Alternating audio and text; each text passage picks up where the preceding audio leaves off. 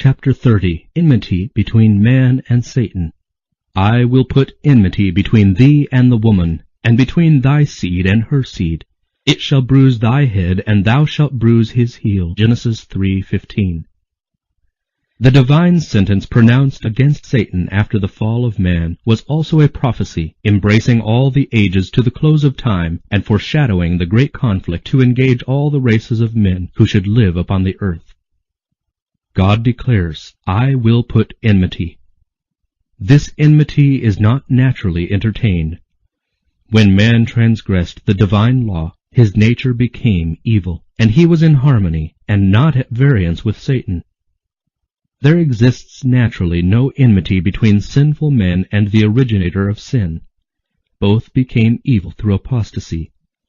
The apostate is never at rest, except as he obtains sympathy and support by inducing others to follow his example.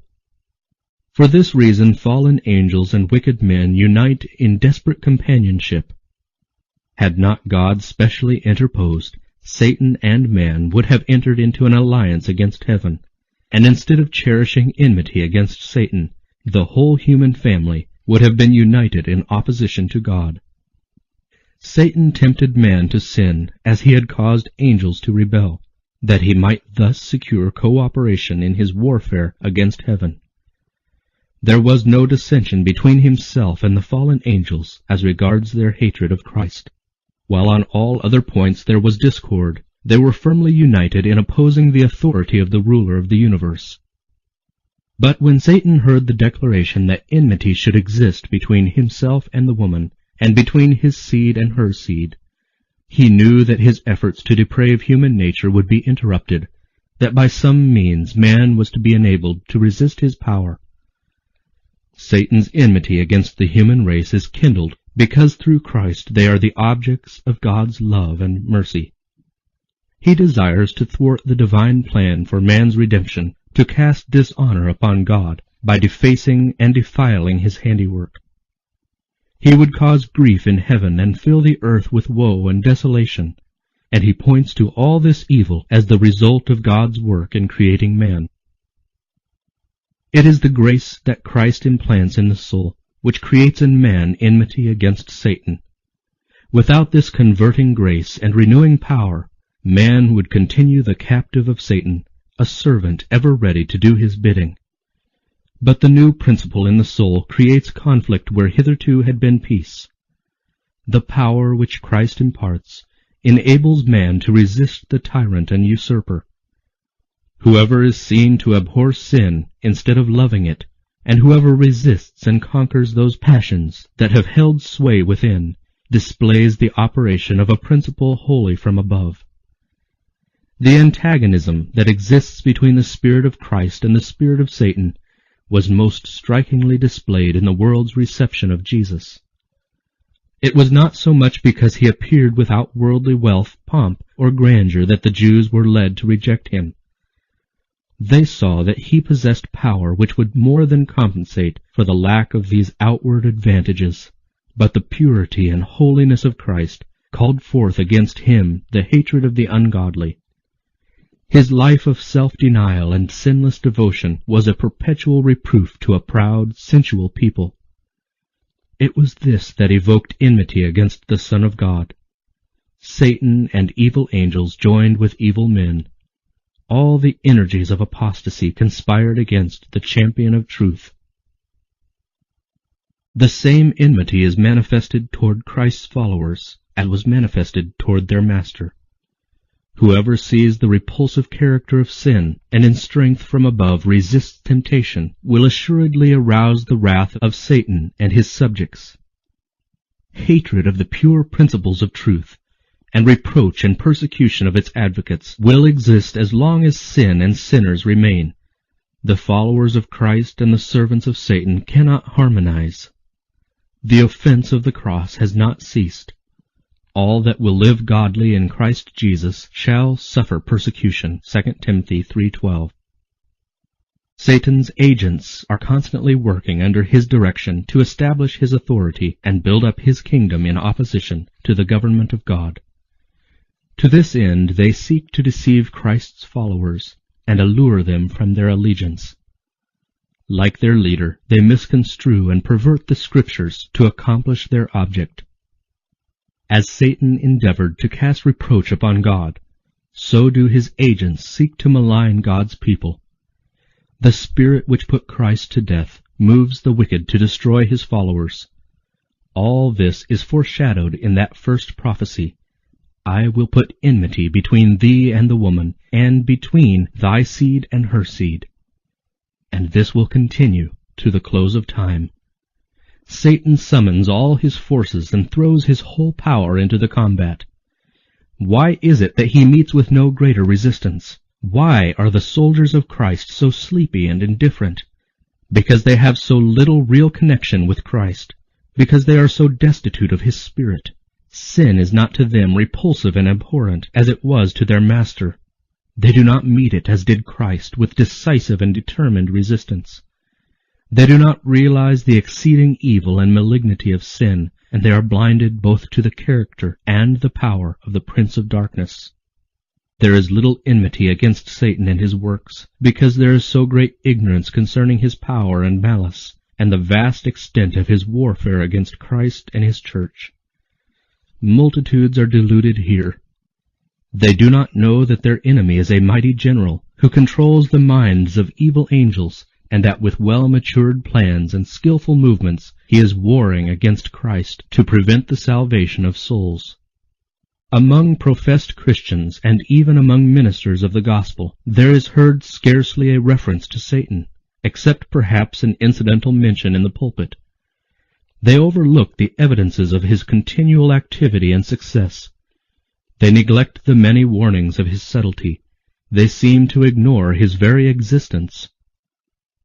While men are ignorant of his devices, this vigilant foe is upon their track every moment. He is intruding his presence in every department of the household, in every street of our cities, in the churches, in the national councils, in the courts of justice, perplexing, deceiving, seducing, everywhere ruining the souls and bodies of men, women, and children, breaking up families, sowing hatred, emulation, strife, sedition, murder. And the Christian world seem to regard these things as though God had appointed them and they must exist. Satan is continually seeking to overcome the people of God by breaking down the barriers which separate them from the world. Ancient Israel were enticed into sin when they ventured into forbidden association with the heathen. In a similar manner are modern Israel led astray. The God of this world hath blinded the minds of them which believe not, lest the light of the glorious gospel of Christ, who is the image of God, should shine unto them. 2 Corinthians 4:4. All who are not decided followers of Christ are servants of Satan. In the unregenerate heart there is a love of sin and a disposition to cherish and excuse it. In the renewed heart there is hatred of sin and determined resistance against it. When Christians choose the society of the ungodly and unbelieving, they expose themselves to temptation. Satan conceals himself from view and stealthily draws his deceptive covering over their eyes. They cannot see that such company is calculated to do them harm, and while all the time assimilating to the world in character, words, and actions, they are becoming more and more blinded. Conformity to worldly customs converts the church to the world. It never converts the world to Christ. Familiarity with sin will inevitably cause it to appear less repulsive. He who chooses to associate with the servants of Satan will soon cease to fear their master. When in the way of duty we are brought into trial, as was Daniel in the king's court, we may be sure that God will protect us. But if we place ourselves under temptation, we shall fall sooner or later. The tempter often works most successfully through those who are least suspected of being under his control. The possessors of talent and education are admired and honored, as if these qualities could atone for the absence of the fear of God or entitle men to his favor. Talent and culture, considered in themselves, are gifts of God, but when these are made to supply the place of piety, when instead of bringing the soul nearer to God, they lead away from him, then they become a curse and a snare. The opinion prevails with many that all which appears like courtesy or refinement must, in some sense, pertain to Christ. Never was there a greater mistake.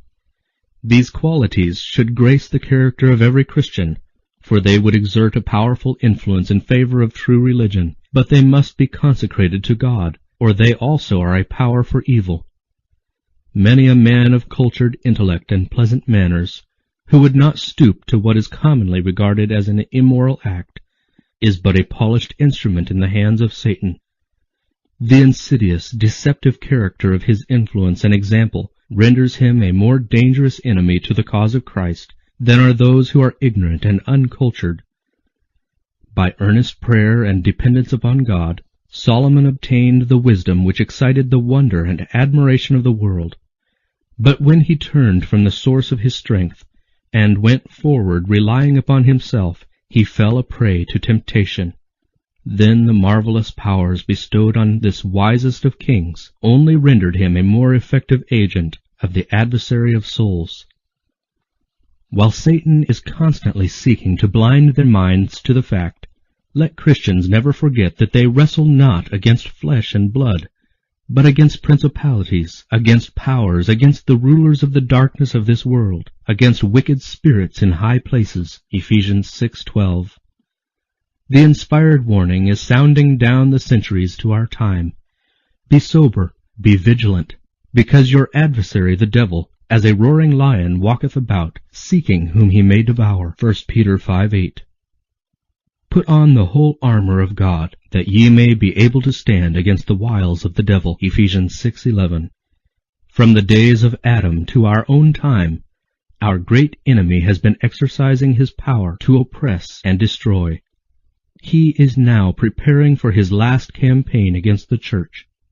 All who seek to follow Jesus will be brought into conflict with the relentless foe. The more nearly the Christian imitates the divine pattern, the more surely will he make himself a mark for the attacks of Satan.